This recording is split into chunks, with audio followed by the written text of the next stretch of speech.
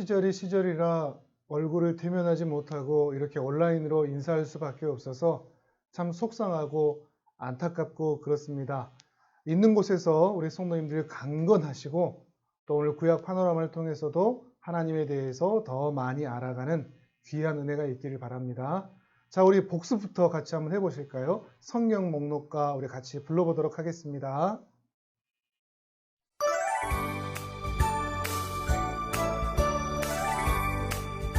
자, 구약 성경부터 불러봅니다. 창세기 출애굽기 레위기 민수기 신명기 여호수아 사사기 룻기 사무엘상하 열왕기 상하 역대상하 에스라 느헤미야 에스더 욥기 시편 잠언 전도서 하가 이사야 예레미야 애가 에스겔 다니엘 호세아 요엘 아모스 오바댜 요나 미가 나움 하바국 스바냐 학개 스가랴 말라기. 네, 잘하셨습니다. 자, 이번에는 신약 성경으로 넘어갑니다.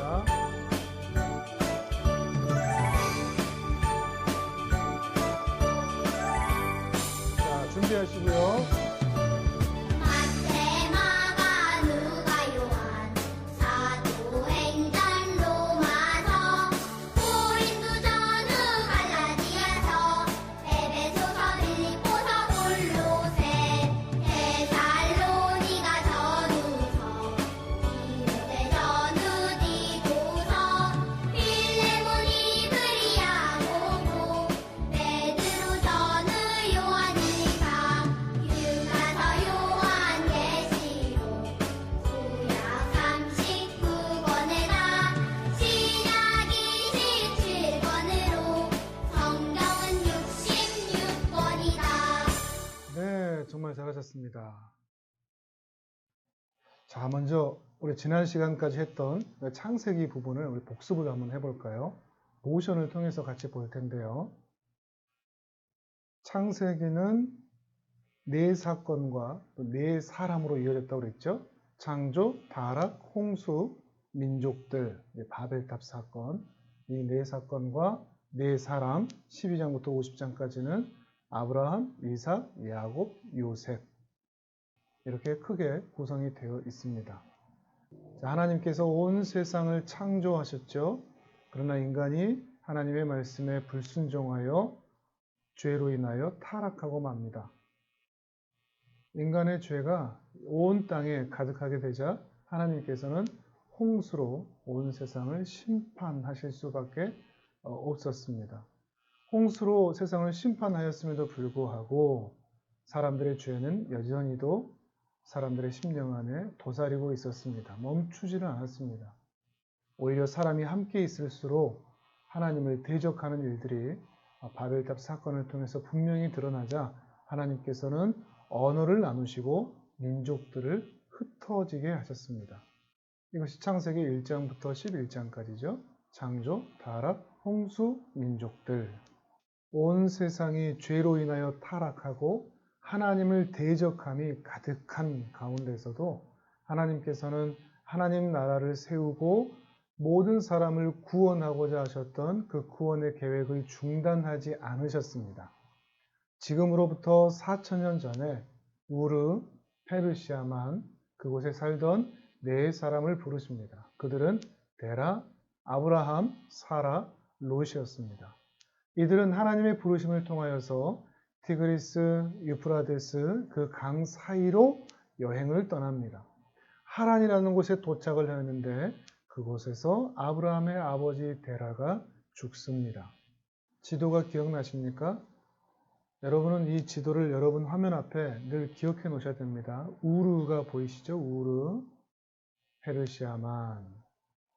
여기서 네 사람을 부르셨죠? 티그리스 위에 있는 강, 그 다음에 유프라테스 강. 여기가 하란이라고 했죠. 그런데 아버지 데라가 죽었음에도 불구하고 아브라함은 그 믿음의 여정을 중단하지 않습니다. 하나님께서 약속하신 바로 이 땅, 화살표가 보이는 가나안 땅으로 들어가게 됩니다. 아브라함이 들어갔던 가나안 땅은 큰 4개의 물로 둘러싸여 있습니다. 가장 위에 갈릴리 바다가 있었죠. 그리고 그 갈릴리 바다에서 요단강이 굽이굽이 흐르고 사해로 흘러 들어갑니다. 그리고 왼쪽 편에는 지중해가 있죠. 그 사이에 이스라엘이 있었습니다. 지도로 또 한번 보실까요? 갈릴리 바다, 요단강, 사해, 지중해, 그리고 그 가운데 이스라엘. 하나님께서는 바로 이곳에서 하나님의 나라를 세우고자 하시는 것입니다. 아브라함에게 약속하셨던 땅을 이렇게 주셨고 또한 사람을 주십니다. 자손을 주십니다. 그런데 아브라함에게 태어났다고 해서 모두가 다 약속의 자손은 아니었습니다. 이스마엘은 약속의 자손이 아니었습니다. 이삭이 약속의 자손이었습니다. 그의 쌍둥이 자녀였던 에서와 야곱 중에 야곱이 약속의 자손이었습니다. 그리고 이 야곱의 12아들이 12지파가 되어 이스라엘이라는 나라가 시작되게 된 것입니다. 그 중에 창세기에서는 요셉에게 주목을 하죠. 그 요셉이 형들의 시기와 질투에 의해서 애굽에 팔려갔지만 그러나 그 모든 일들이 하나님의 구원의 역사 가운데 포함된 이야기였습니다. 하나님께서는 요셉의 고난과 어려움을 통해서 하나님의 역사를 이루어 가시는 것이죠. 그리고 하나님의 계획에 의하여서 야곱의 자손들 모두가 다 애굽으로 이주를 하게 됩니다. 그렇게 해서 창세기가 맞춰지죠. 이스마엘, 이삭, 에서, 야곱, 요셉, 애굽, 유대인, 애굽. 자, 이번에는 모션을 따라서 한번 해보실까요? 영상을 보면서 여러분도 같이 해보십시오. 시작. 창조, 타락, 홍수, 민족들, 언제죠? 4,000년, 어디? 우르, 페르샤만, 네 사람, 데라, 아브라함, 사라, 롯, 티그리스, 유브라데스, 하란, 데라의 죽음, 갈릴리 바다, 요단강, 사해, 지중해, 이스라엘, 이스마엘, 이삭, 에서, 야곱, 요셉, 애굽, 유대인, 애굽. 오늘은요, 창세기에 이어서 출애굽기를 함께 보려고 합니다. 출애굽기에는 어떤 내용들이 있는지 지금부터 함께 보도록 하겠습니다. 이스라엘 백성들이 이제 애굽으로 이주를 했지 않습니까? 그곳에서 무려 400년 동안 살게 됩니다. 그런데 요셉을 알지 못하는 새로운 왕, 이집트는 왕을 바로 또는 파라오 이렇게 부르거든요. 새로운 바로가 등장을 하면서 이제 요셉 이후에 이스라엘 백성들을 인정하지를 않는 것입니다. 거기다가 이스라엘 백성들이 숫자가 막 늘어나는 겁니다. 세력도 커지겠죠. 그래서 이제 이러다가는 우리가 이스라엘 백성들한테 당할 수도 있겠다. 잘못하면 큰일이 날 수도 있겠다. 위기의식을 느끼면서 이스라엘 백성들을 탄압을 하고 노역을 시키면서 속박을 가합니다. 마치 애굽의 종처럼 살게 된 것이죠. 이러한 기간이 무려 400년이었습니다. 창세기와 출애굽기는 종이 한 장 차이지만 그 시간은 무려 400년의 시간이 흐른 뒤라는 것을 우리가 생각해 봐야 되겠죠. 이스라엘 백성들은 애굽에서 400년 동안 속박을 당하면서 하나님께 소리치게 됩니다. 우리를 구원하여 주소서. 분명히 하나님의 구원의 역사 가운데 있으면서도 이렇게 속박과 고난을 당할 수 있다는 것을 우리는 또 생각해 보게 됩니다. 하나님의 은혜 안에 있을지라도 고난이 있고 속박이 있고 억압이 있을 수 있습니다. 그때 해야 될 건 뭘까요? 불평하고 불만을 갖는 것이 아니고 오히려 하나님께 기도하는 것이죠. 부르짖는 것입니다. 주여 우리를 구원하소서. 그때 하나님께서 한 사람을 또한 준비시킵니다. 그가 바로 모세입니다. 모세는 이스라엘 사람이었습니다. 애굽에서 태어났죠. 근데 이스라엘 백성들이 숫자가 너무나 많이 늘어나니까 이제 막 태어나는 아이들은, 사내 아이들은 전부 다 죽이라는 명령을 바로가 내린 것입니다. 이 모세의 부모가 이 사랑스러운 아이를 죽일 수 없어서 무려 3개월 동안 숨겨서 키워보는데 아이가 자라면 울고 그렇지 않습니까? 더 이상 숨길 수가 없게 된 것입니다. 그래서 이 엄마가 하나님께 아이를 맡기면서 갈대 상자에 넣어서 나일강 갈대 사이에 놓습니다. 그런데 마침 목욕을 하던 바로의 공주의 눈에 들어서 그녀의 양 아들이 되었습니다. 그래서 애굽의 궁정에서 교육을 받으면서 무려 40세까지 자라게 됩니다. 근데 40년을 자라면서 이 모세는 자기가 히브리 사람이라는 것을, 이스라엘 사람이라는 것을 너무나 잘 알고 있었던 것 같습니다. 그래서 자기 민족을 돌아볼 생각을 하게 됩니다. 하루는 애굽 사람이 히브리 사람, 자기 형제를 치는 것을 보면서 분노합니다. 그래서 애굽 사람을 죽이고 모래에 감춥니다. 근데 그것이 금방 발각이 될 수밖에 없었죠. 그래서 미디안 광야로 피해서 40년을 또 도망자 신세로 지내게 됩니다. 그런데 80세가 되었을 때 하나님께서 모세를 드디어 부르십니다. 그래서 애굽에 가서 이스라엘 백성들을 구원하라는 하나님의 부르심을 받게 됩니다. 모세는 가기 싫어했습니다. 자기는 말도 짧고 할 수 있는 것도 없고 너무나 무기력하고 또 나이도 많고 여러 가지 변명을 하지만 하나님께서는 대변인인 자신의 형 아론을 붙여주시면서까지 모세를 애굽으로 보내셨습니다. 모세는 80세에 하나님을 만났습니다. 80세라는 나이가 늦은 나이일 수도 있겠지만 하나님께서 보시기에는 전혀 많은 나이가 아니었습니다. 모세는 충분히 하나님의 부르심을 감당할 수 있었습니다. 왜 감당할 수 있느냐? 40세에 이미 모세는 힘이 있고 혈기가 왕성할 때 하나님의 일을 하고 이스라엘 백성들을 위한 일을 하고자 했으나 무엇인가 할 수 있다라고 할 때는 하나님께서는 모세를 사용하지 않으셨습니다. 오히려 80세에 난 이제는 아무것도 할 수 없어요 라고 할 때 하나님께서 모세를 사용하고 계시다는 것을 우리가 유심히 볼 필요가 있습니다.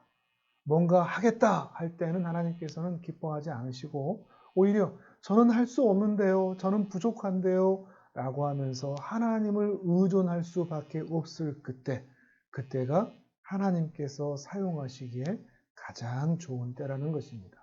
겸손한 사람, 하나님의 은혜를 구하는 사람을 하나님께서는 사용하시는 것입니다.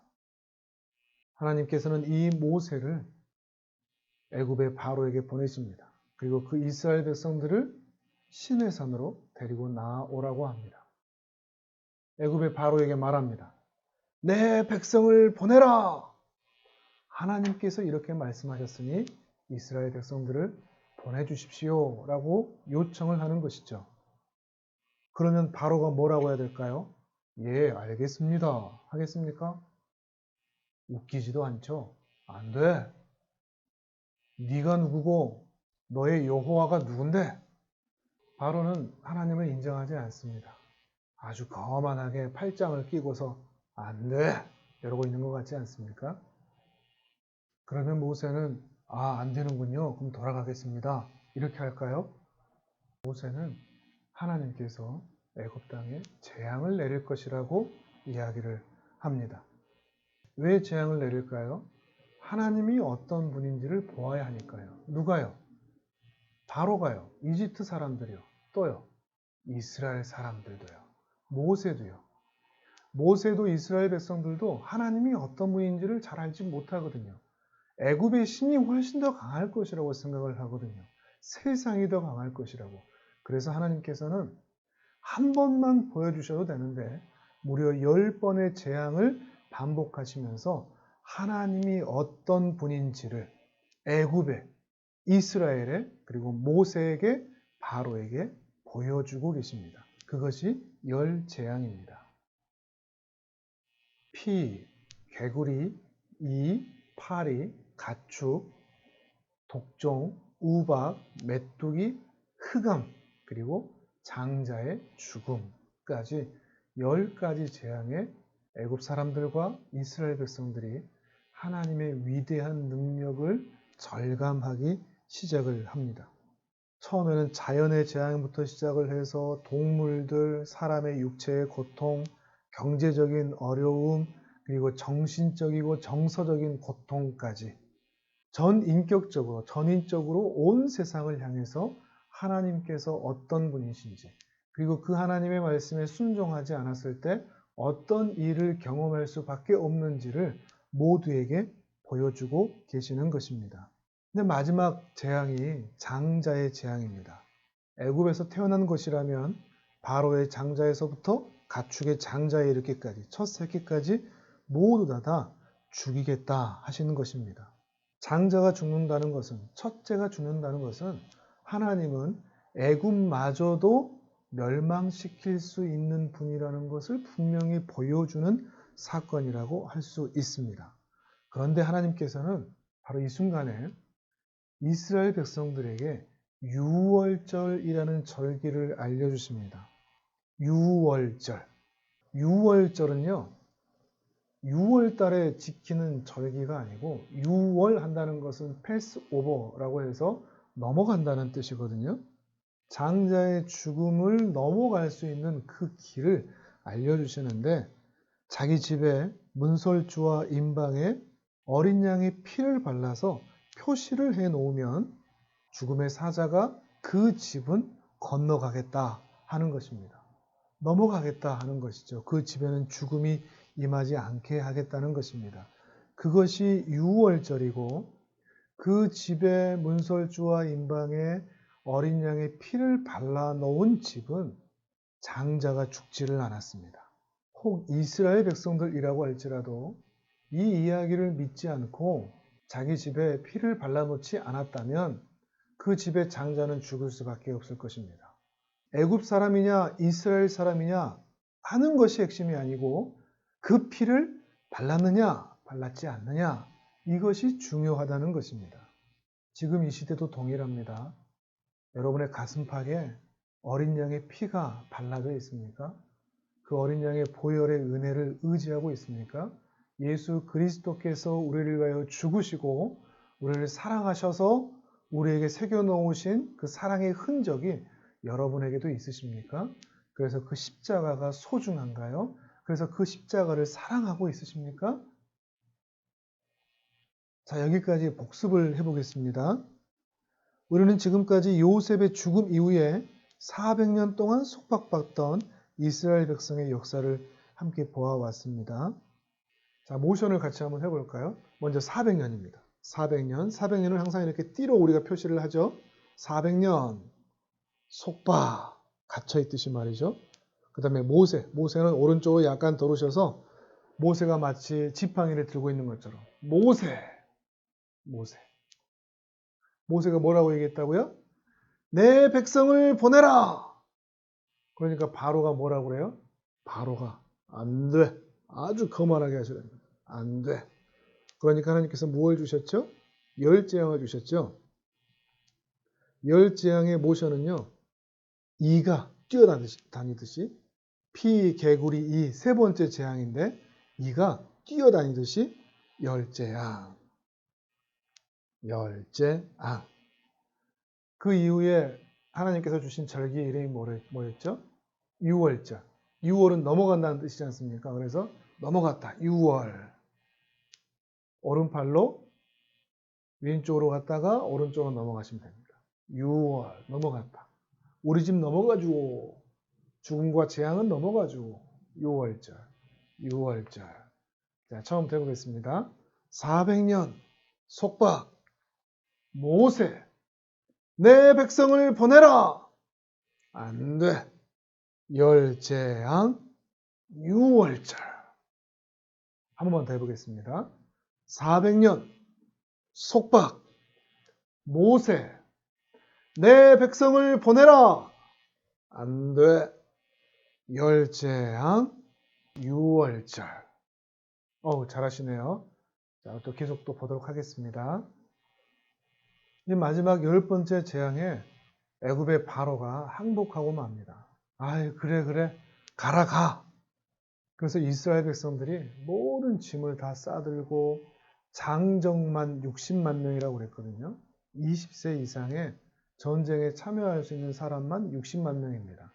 그러니 아마 가족까지 다 합한다면 적어도 150만 명에서 200만 명 정도 되지 않을까 예상을 합니다. 이들이 모든 짐을 다 싸들고 애굽에서 탈출을 하고 이제 약속하신 그 땅으로 가고자 합니다. 그런데 바로가 또 마음이 강팍해졌습니다. 그래서 기마병들을 보냅니다. 이스라엘 백성들을 다 죽이라고 명령한 것입니다. 그런데 며칠을 갔는데 이 앞에 홍해를 만납니다. 하나님의 놀라운 역사와 인도하심 가운데 애굽은 탈출했지만 앞에 홍해라는 큰 장벽을 만납니다. 그리고 뒤에는 애굽의 기마병들이 쫓아오고 있습니다. 그때 하나님께서는 너희는 가만히 있어 보기만 해라 라고 말씀하시면서 모세에게 주셨던 그 지팡이를 앞으로 내밀게 하십니다. 그러자 홍해가 갈라집니다. 홍해가 갈라져서 이스라엘 백성들이 지나갈 길이 만들어집니다. 근데 참 놀라운 게 뭔가 하면 이 홍해는 태초부터 바다였을 것이니까 그 바닥이 사람이 지나다닐 만한 길이 될 수가 없습니다. 그런데 하룻밤 사이에 그 바닥이 사람들이 지나갈 만한 바닥이 되게 하십니다. 얼마나 세심한지 그 하나님의 일하심과 보호하심을 생각해 보실 수가 있겠습니까? 그리고 이스라엘 백성들이 다 지나가고 뒤쫓아오던 애굽의 병사들이 그 홍해 사이로 들어서자 다시 그 바다가 닫히고 맙니다. 쫓아왔던 애굽의 군대가 모두가 다 죽은 것이죠. 이 일들을 모두 바라본 이스라엘 백성들은 하나님을 경배하지 않을 수가 없습니다. 이스라엘에서 경험했던 10가지 재앙들, 그리고 이 홍해의 사건을 통해서 정말로 살아계신 하나님을 경험하게 된 것이죠. 그리고 낮에는 구름 기둥, 밤에는 불 기둥으로 지켜주십니다. 그리고 드디어 약속한 그 시내산에 도착을 하게 됩니다. 그 시내산에서 하나님의 영광을 이스라엘 백성들이 직접 경험하게 됩니다. 애굽에 수많은 신전들이 있고 신상들이 있었지만 그들에게는 이 영광을 볼 수가 없었습니다. 그런데 이스라엘 백성들은 시내산에 가자 그 애굽의 신전들과 애굽의 신상들과는 비교할 수 없는 실제적인 현현, 하나님이 정말로 계시다 하는 것을, 살아계신 하나님을 이스라엘 백성들 모두가 다 경험하게 된 것입니다. 하나님께서는 여기에서 이스라엘 백성들에게 너희는 내 백성이다 라고 선언을 하십니다. 이 선언에는 하나님의 사랑이 담겨 있다는 것을 놓치시면 안 됩니다. 그냥 계약을 한 게 아닙니다. 내가 너희를 너무나 사랑해. 내가 너희를 세상의 중심으로 만들겠어. 내가 너희를 제사장 나라가 되게 하겠어. 너희를 통해서 온 세상이 복을 받게 할 것이고 너희를 통해서 세상 사람들은 나를 만나게 될 거야.